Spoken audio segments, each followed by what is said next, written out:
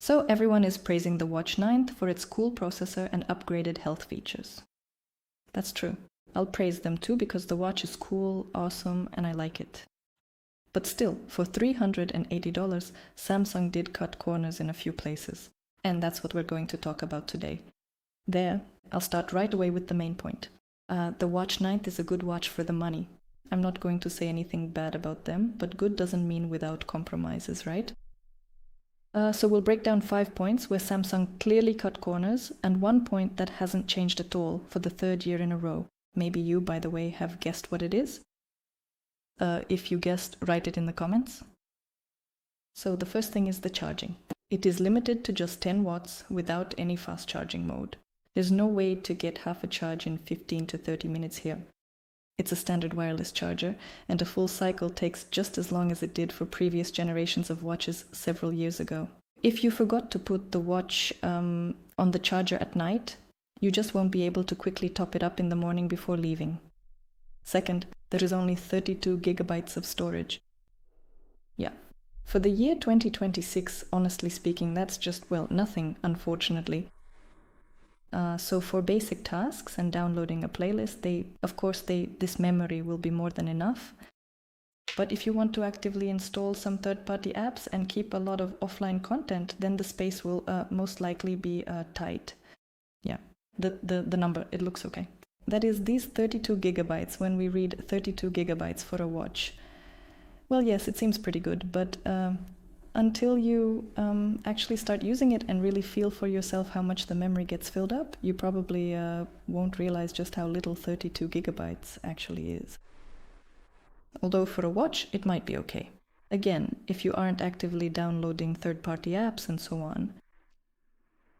There. Let's put it this way. Third is protection. These watches have standard protection, IP68 and 5 ATM water resistance, which means up to 50 meters. For everyday life, rain and pools, and the pool, this is more than enough. There. But because the watch looks quite sporty, I think some buyers might develop a false expectation of something more.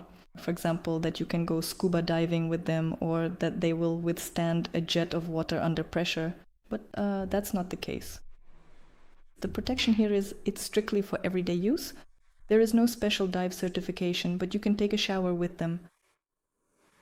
Fourth is the design. It hasn't changed for the 3rd year in a row now. The same design with that square round with these soft corners. There.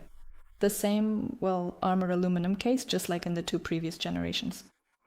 The classic model with the rotating bezel still hasn't returned for the 3rd year in a row. And I think a portion of the audience that loved the physical interaction with the bezel specifically is still left without an alternative in the current Samsung lineup. That's probably a shame. Maybe, or maybe not.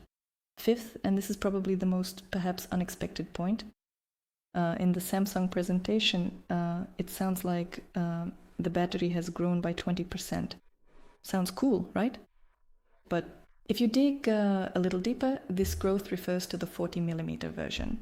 For the 44mm model, which many people actually buy for the sake of battery life, the increase is only 2.3%.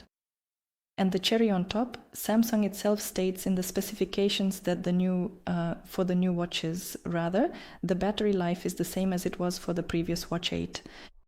There, up to 30 hours with the screen on. So the battery is physically larger, but the officially stated battery life is exactly the same.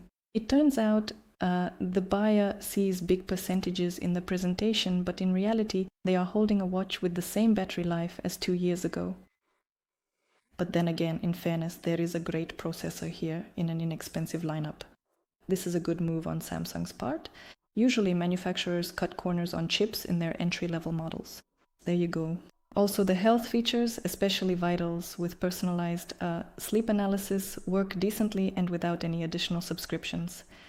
So these aren't bad watches. They are just watches with clear compromises or, controversial points that are better to know about in advance rather than finding out after the purchase. There you go. So if you agree with this review, no, that's not right. If you agree with this review, write in the comments. If I missed something, also write in the comments. What do you think? Where did Samsung compromise on these watches? There you go. Write that in the comments too. And if this video was useful, then a like and a subscription from you, and they will help us grow. There you go. And see you in the next videos.